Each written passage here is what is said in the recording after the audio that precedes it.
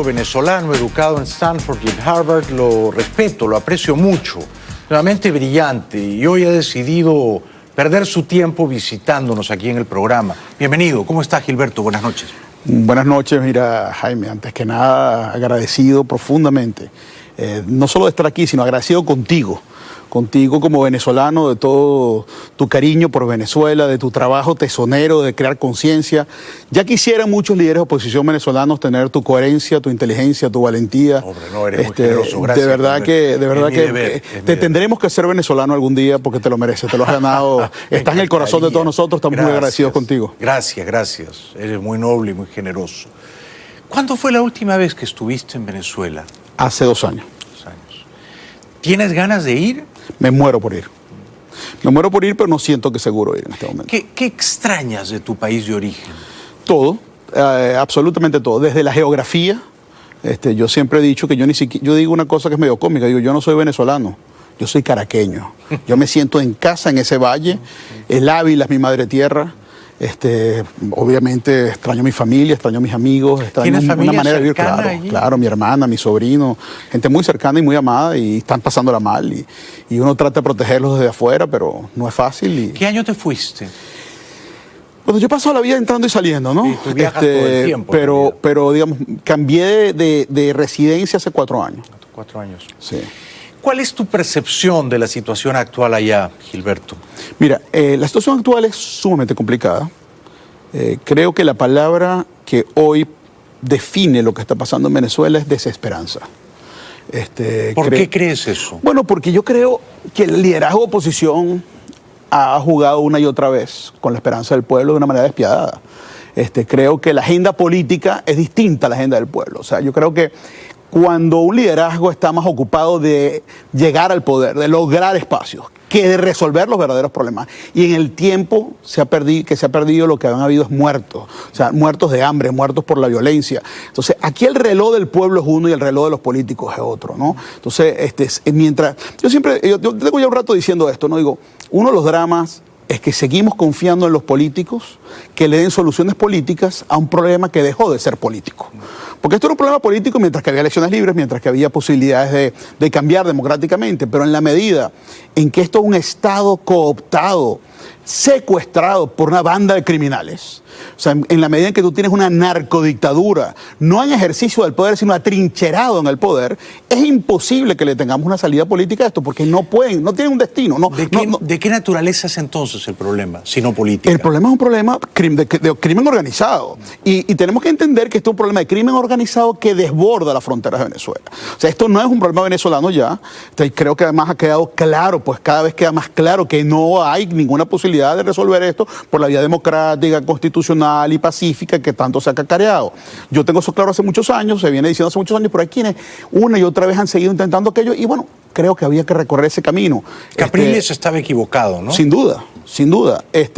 Y creo que lo ha reconocido y hoy el Partido Voluntad Popular en un acto creo que sin precedentes en la historia política de Venezuela incluso le pide perdón al pueblo.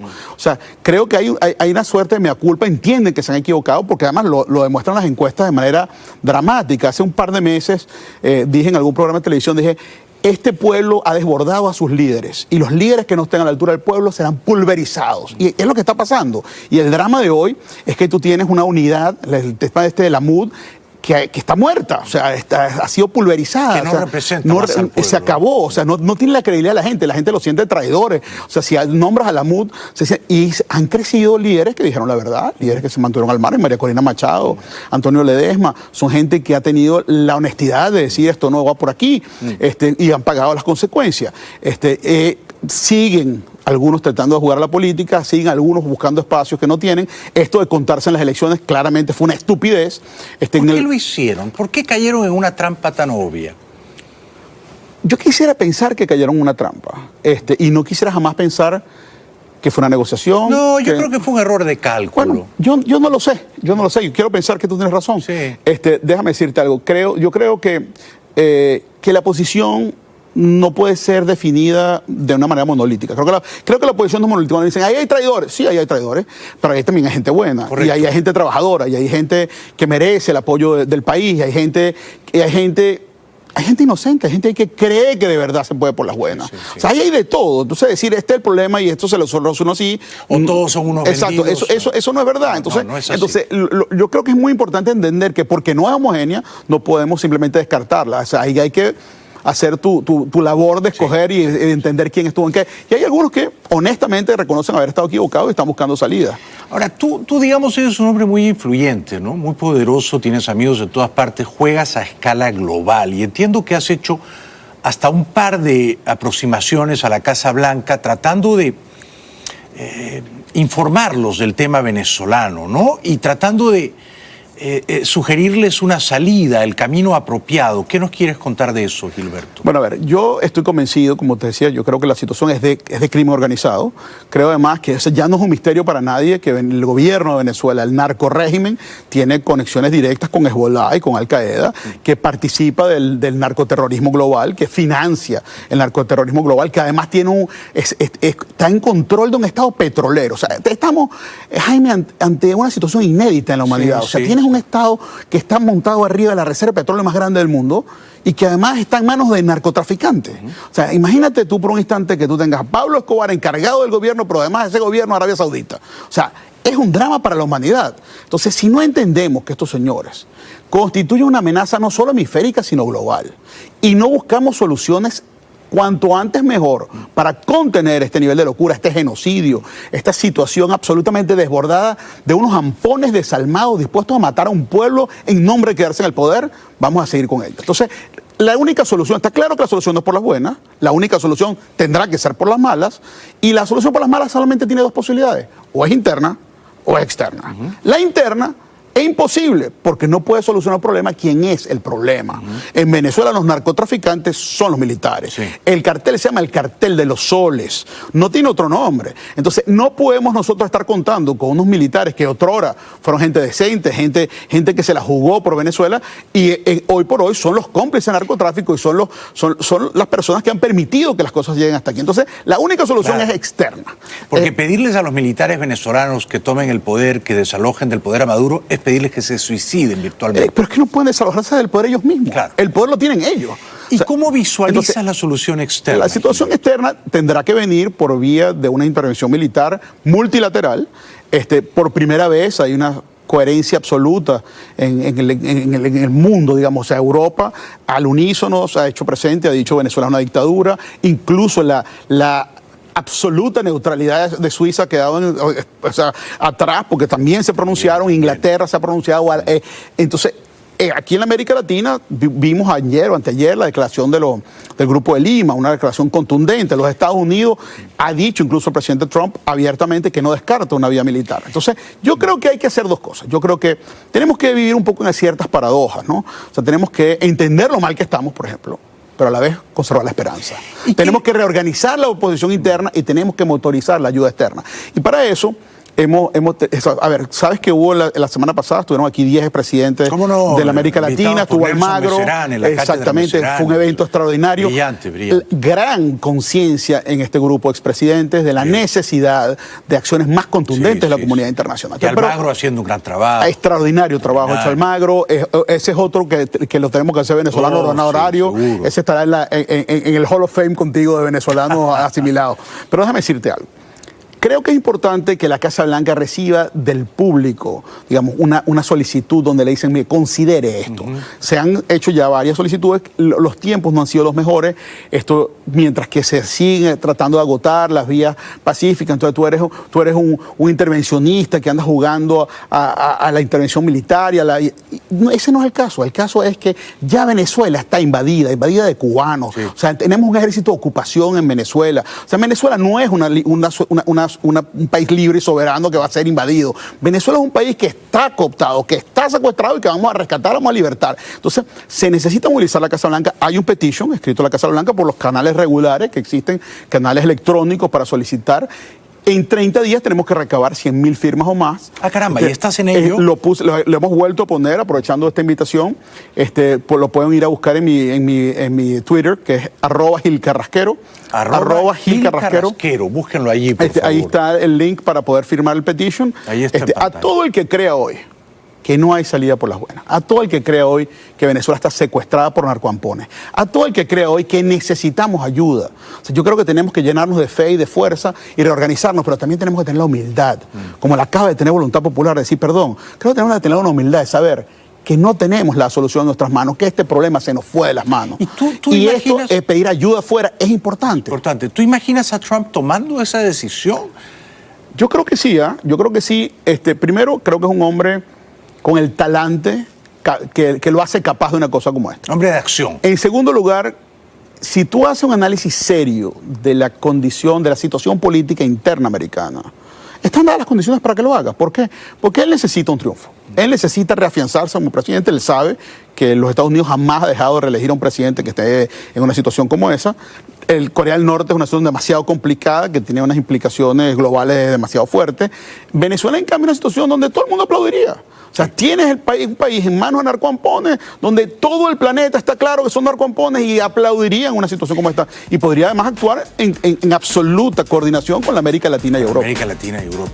Me parece fantástico lo que estás haciendo, que es recoger firmas, hacer una petición formal, sensibilizar a la Casa Blanca con este tema. Tenemos que correr a la publicidad. Luego seguimos disfrutando de la presencia de este venezolano inteligentísimo, muy influyente, Gilberto Carrasquero. No nos dejen solos, ya volvemos y pasen por La Fontana. Don Gilberto Carrasquero es nuestro brillante invitado de esta noche. Es un venezolano global, ¿no?, que vive viajando y que entiende como pocos la complejidad de la crisis en su país de origen. Leía el fin de semana, Gilberto, que estos días el gobierno de Maduro, la dictadura de Maduro, tenía que decidir si pagaba o no unos bonos vencidos, ¿no? Por casi $1.000 millones. Me parece que va a honrar esos compromisos de deuda. Ya pagó. Los ha pagado, sí, ¿no? Pero digamos, el próximo año los bonos de PDVSA y del gobierno de Venezuela me parece que suman más o menos 8.000 millones. No contemos la deuda con China, que son como 30.000 millones, y con Rusia, que son como 8.000 millones. ¿Cuál es, digamos, tu percepción de la economía venezolana? ¿Crees que el Estado venezolano, PDVSA, van a seguir honrando su deuda y pagando bonos a bancos de inversión? Bueno, hay varias preguntas en tu pregunta. Voy a empezar con la más dolorosa. La economía venezolana está destruida.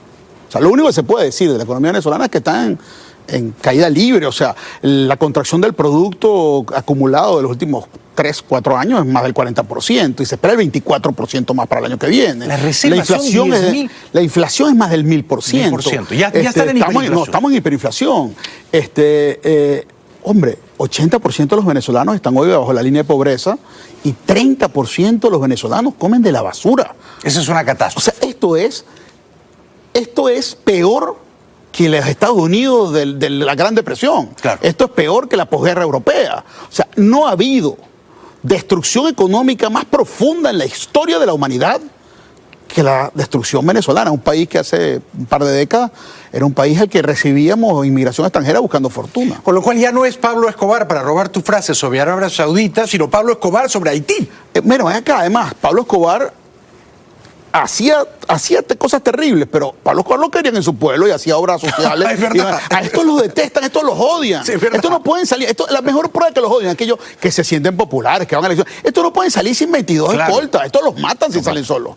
Le han tirado botellas, piedras. O sea, por el amor de Dios, estos tipos son detestados.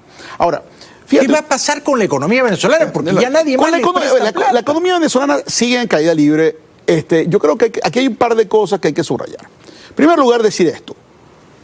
La elección que hace el gobierno de Venezuela, la dictadura, la narcodictadura de Nicolás Maduro, de pagar, de honrar la deuda. Te está hablando de alguien que trabajó 17 años en Wall Street.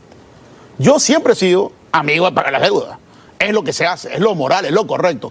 Pero cuando tú tienes que escoger entre pagar la deuda y que coman tus hijos, y un gobierno debe ver a su pueblo como los hijos. Tú no puedes escoger pagar la deuda. ¿Y por qué Maduro escoge pagar la deuda al mundo capitalista? Porque los grandes tenedores de bonos son ellos mismos. Porque esto es un negocio. Porque estos tipos que no tienen dónde esconder la plata, porque se la han tenido que llevar para bancos en Abu Dhabi, para bancos en Georgia, para bancos... Los tenedores son ellos mismos. Los grandes tenedores. Y entonces además manejan la información desalmadamente. O sea, no sabemos si vamos a pagar, baja 10 puntos. Los tipos compran, pagaron, subieron, volvieron a vender. O sea, manejan esto desalmadamente, descubrieron la finanza. Además, hay que decirlo, con la ayuda, con la connivencia, con la complicidad. ¿Quiénes los enseñaron? Que no eran de ellos, eran de los nuestros. Sí, claro. Que se convirtieron, entonces ellos creían que era posible esto de tener el cerebro de antichavista, pero bolsillo chavista. Y por eso tienes unos cúmulos de capitales, o sea, groseros en el mundo, que los han empezado a perseguir en los Estados Unidos, en Europa, etc. Ahora, fíjate una cosa, porque yo quiero además, o sea, que estamos diciendo sobre el tema moral del pago de la deuda, quiero subrayar dos cosas. En primer lugar, el pago que sucede esta semana, sucede... Uno, sin que llegue nunca a un banco estadounidense. Normalmente lo que ha pasado siempre, los grandes pagadores son Citi, son los grandes bancos del mundo americanos, europeos, el Deutsche, etcétera. Pero normalmente esos bancos reciben 24 o 48 horas los fondos de PDVSA para hacer el pago. O sea, ellos saben que se va a pagar. Esta vez, parte de la señal que tenía el mundo era que no van a poder pagar porque la plata no está. Y la plata llegó. Entonces, la plata llegó de un banco japonés. La plata llegó producto de un crédito con Rusia, y aquí entonces donde tenemos que entender que esto no está divorciado del proyecto geopolítico de esta dictadura, porque todos estos acuerdos con China y Rusia no son gratis. O sea, para China, para el plan de desarrollo chino para los próximos 50 años, el talón de Aquiles era el problema energético. Y con Venezuela hay 27 acuerdos energéticos. Entonces, para China es fundamental poder mantener esos acuerdos energéticos. Pero en el caso de Rusia y Putin, o sea, Putin acaba de tener una conversación que además se fue referida por los medios, no fue secreta, con Maduro. Y entiendo que se llegaron a acuerdos ahí para hacer grandes préstamos. Eso no viene gratis, eso viene con acuerdos de participación en temas como el petróleo, pero además de eso, entiendo yo que en esta vuelta se han negociado cosas muy delicadas. Rusia está hablando incluso de la posibilidad de instalar una base militar en Venezuela. Entonces, los Estados Unidos tienen que entender, de nuevo, que estos no son unos ampones locales, que estos no son unos ampones de pacotilla de estos tipos. Este plan, o sea, tristemente, los que improvisan son los de la oposición. Chávez es un hombre que estuvo el tutelaje de Fidel Castro, que es un hombre, o sea, un genio del mal, un perverso que hundió en la más absoluta miseria al pueblo hermano de Cuba, con quien nos sentimos tan absolutamente retratados los venezolanos hoy. Pero un genio del mal. Un hombre que entiende la geopolítica. Y que acá, ubiquémonos en una cosa, Jaime. 10 presidentes de los Estados Unidos se tiró Fidel. Claro. 10 presidentes de los Estados Unidos. Es un tipo que estuvo con Kennedy, con Khrushchev. Son tipos que entiende el mundo y que entendió, le dijo a Chávez, haz todas las elecciones que puedas. Prepárate para cuando la gente no esté contigo. Entonces, lo que está pasando hoy, que la gente no está con esta revolución, con esta pseudo-revolución, es que esto es un libreto, esto es una cosa que estaba planeada. Está creada la milicia, están creadas las situaciones, todo lo que está pasando. Perdón. Pregunta, no, es un placer escucharte. Dos preguntas. ¿PDVSA va a seguir emitiendo bonos? Y el mundo capitalista, porque creo que la última vez fue Goldman Sachs, ¿se los va a seguir comprando? Bueno, hay dos cosas ahí. De nuevo, en tu pregunta hay dos cosas. Y vamos a separarlas para contestarlas bien. Lo que hizo Goldman fue una compra de bonos ya emitidos que estaban en la tesorería del Banco Central. Fue una operación de mercado secundario, no fue una emisión. Y eso, digamos, puedes cuestionarlo desde el punto de vista moral, pero desde el punto de vista económico y legal es perfectamente legítimo. Lo puede comprar cualquiera. Yeah. Y no constituye una emisión. O sea, cuando tú compras, o sea, ciertamente constituye una entrada de caja, porque quien los tenía era el central, pero lo ha podido tener Citibank y los compra Goldman. O sea, la moralidad la puedes cuestionar porque quien lo tenía el propio gobierno, pero al final del día no fue una emisión nueva. Y las sanciones financieras que hubo lugar hace un mes y medio, lo que limitan, fíjate tú, hay que entender los alcances de esta sanción, solo limitan la emisión de nueva deuda solamente se la pueden limitar los bancos americanos. Entonces, ciertamente en la emisión de nueva deuda, que incluye cualquier tipo de reestructuración, va a ser un poco más difícil que participen Goldman, Morgan Stanley, JP Morgan, Citigroup. Pero lo hará Deutsche, lo hará acá. Este es el mundo de la finanza, donde y además, cada vez que digamos que hemos visto que están al borde de un default, tienes, digamos. Sí, Putin les echa una migaja. Exacto. Porque hay otra cosa que hay que precisar, fíjate. El tema de la limitante legal hoy no es tan grave como la limitante que pone el propio mercado. O sea, los niveles de riesgo de comprar un bono venezolano son absolutos. Entonces, el mercado dice hoy que un bono de Venezuela vale el 30%. Entonces, tú realmente no puedes emitir nuevos bonos, no importa si sea legal o no. El problema entonces es que estás recurriendo al financiamiento de China y de Rusia, que tiene unas implicaciones geopolíticas y estratégicas extraordinarias. Gravísimas. Nos quedan 30 segundos, te ruego brevedad. ¿Qué mensaje quieres hacerles llegar a los venezolanos? Yo creo que el mensaje fundamental para los venezolanos hoy es que tenemos que vivir en una paradoja muy dura, pero que hay que vivir en ella. Tenemos que aceptar la gravedad de la situación. Tenemos que entender que esto no es fácil, pero tenemos que mantener la esperanza. Tenemos que mantenernos llenos de esperanza, tenemos que trabajar todos los días. Yo creo que además una cosa que es importante decirle a los venezolanos es que hay que dejar de esperar ningún mesías. Cada venezolano tiene que preguntarse cuál es mi rol en esta crisis, qué puedo hacer yo para mejorar las cosas, y yo tengo que ocuparme hoy de lo que está en mis manos, dejarle a otros que cada quien haga lo que hace en su espacio y confiar en que la vida se decantará para bien. Gracias, querido Gilberto. Gracias.